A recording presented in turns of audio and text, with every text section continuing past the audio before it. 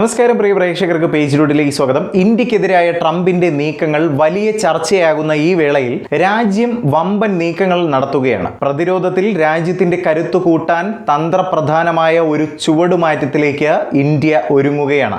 എന്താണ് ഇന്ത്യയുടെ പുതിയ നീക്കം? നമുക്ക് പരിശോധിക്കാം വിശദമായി തന്നെ. അടുത്ത തലമുറ യുദ്ധവിമാന എഞ്ചിനുകളുടെ സഹവികസനത്തിനും ഉൽപാദനത്തിനുമായി ഇന്ത്യ, UK, ഫ്രാൻസ്, ജപ്പാൻ എന്നീ രാജ്യങ്ങളുമായി സഹകരിക്കാൻ ശ്രമം തുടങ്ങിക്കഴിഞ്ഞു. ഇത് പ്രതിരോധ പങ്കാളിത്തത്തിൽ ഒരു പ്രധാന തന്ത്രപരമായ മാറ്റത്തെയാണ് അടയാളപ്പെടുത്തുന്നത്. അഡ്വാൻസ്ഡ് മീഡിയം കോമ്പാറ്റ് എയർക്രാഫ്റ്റ് ആയ AMCA പദ്ധതി, അതുപോലെ തന്നെ തേജസ് യുദ്ധവിമാന പദ്ധതി എന്നിവയ്ക്ക് നിർണായകമായ ജനറൽ ഇലക്ട്രിക്കലിന്റെ F414 എഞ്ചിനുകളുടെ സംയുക്ത ഉൽപാദനത്തിനായി ഇന്ത്യ ശ്രമിച്ചു വരികയായിരുന്നു. എന്നാൽ US ആസ്ഥാനമായുള്ള ജനറൽ ഇലക്ട്രിക്കുമായുള്ള ചർച്ചകളിലെ നിരന്തരമായ കാലതാമസമാണ് ഇന്ത്യയുടെ പുതിയ നീക്കത്തിനായി വഴിയൊരുക്കിയിരിക്കുന്നത്. ഇതിന്റെ ഫലമായി ഇന്ത്യൻ പ്രതിരോധ നേതൃത്വം എയറോസ്പേസ് നിർമ്മാണത്തിൽ തദ്ദേശീയ കഴിവുകൾക്കും അതുപോലെ തന്നെ വിതരണ ശൃംഖല, സാങ്കേതിക സ്വയം പര്യാപ്തത എന്നിവയ്ക്കും അടിയന്തരമായി മുൻഗണന നൽകുന്നു എന്നതാണ്. ഇപ്പോൾ നമ്മുടെ രാജ്യം UK-യുടെ റോൾസ് റോയ്സുമായും അതുപോലെ തന്നെ ഫ്രാൻസിന്റെ സഫ്രാനുമായും വിപുലമായ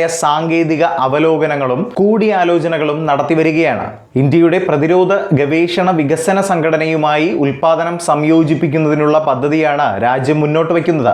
വലിയ തരത്തിലുള്ള വിലയിരുത്തലിന് ശേഷം ഫ്രാൻസിന്റെ സഫ്രാനാണ് ഇപ്പോൾ മുന്നിൽ നിൽക്കുന്നത് എന്ന് പറയാം. കാരണം അത് AMCA പ്രോഗ്രാമിന്റെ സമയക്രമവുമായി പൊരുത്തപ്പെടുകയും എഞ്ചിൻ വികസനത്തിനും ഉൽപാദനത്തിനുമായി സമഗ്രമായ സാങ്കേതിക കൈമാറ്റം വാഗ്ദാനം ചെയ്യുകയും ചെയ്യുന്നു എന്നതുകൊണ്ടാണ്. ഇനി ഫ്രാൻസുമായി ചേർന്നുള്ള ഈ AMCA വികസന പദ്ധതിയുടെ ബഡ്ജറ്റ് നമുക്ക് പരിശോധിക്കാം. AMCA ഉൾപ്പെടെയുള്ള ഭാവി യുദ്ധവിമാന പ്ലാറ്റ്ഫോമുകൾക്ക് ശക്തി പകരാൻ കഴിവുള്ള 120 കിലോ ന്യൂട്ടൺ ത്രസ്റ്റ് എഞ്ചിൻ സംയുക്തമായി വികസിപ്പിക്കുന്നതിനായി 61,000 കോടി രൂപയുടെ ഏകദേശം $7.3 ബില്യൺ പദ്ധതിയാണ് ഈ ഫ്രഞ്ച് സഹകരണം കേന്ദ്രീകരിക്കുന്നത്. പതിറ്റാണ്ടുകളായി റഷ്യൻ വിതരണക്കാരെ ആശ്രയിക്കുന്നതും അമേരിക്കയുമായുള്ള സമീപകാല പങ്കാളിത്തത്തിൽ വന്ന വിള്ളലും കാരണം ഈ പദ്ധതി വളരെ അധികം ശ്രദ്ധ ആകർഷിക്കുന്ന ഒന്ന് തന്നെയാണ്. ഇതൊക്കെയാണെങ്കിലും നമ്മുടെ രാജ്യം ശ്രദ്ധ കേന്ദ്രീകരിക്കുന്നത് എഞ്ചിൻ ഉൽപാദനത്തിന്റെ കാലതാമസം മറികടക്കുന്നതിലും ആഭ്യന്തര ഉൽപാദനം വേഗത്തിലാക്കുന്നതിലും അതുപോലെ തന്നെ പ്രാദേശിക സുരക്ഷാ വെല്ലുവിളികൾ നേരിടുന്നതിലുമൊക്കെയാണ്. അതേസമയം ഇന്ത്യ ജപ്പാന്റെ പങ്കാളിത്തത്തിനായും ശ്രമങ്ങൾ നടത്തി വരുന്നുണ്ട്. എന്നാൽ ഇത് പ്രാഥമിക ഘട്ടത്തിലാണെന്ന് വേണം പറയാൻ. ഈ ഓഫറുകൾ വിലയിരുത്താൻ പ്രതിരോധ ഗവേഷണ വികസന സംഘടന അഥവാ DRDOയെ ചുമതലപ്പെടുത്തിയിട്ടുണ്ട്. അതുകൂടാതെ പ്രതിരോധ മന്ത്രിമാർ തമ്മിലുള്ള കൂടിക്കാഴ്ചകൾ, സഹകരണ പ്രവർത്തനങ്ങൾ ഉടനടി ആരംഭിക്കാനുള്ള ഇന്ത്യയുടെ ഉദ്ദേശത്തെയാണ് എടുത്തു കാണിക്കുന്നത്.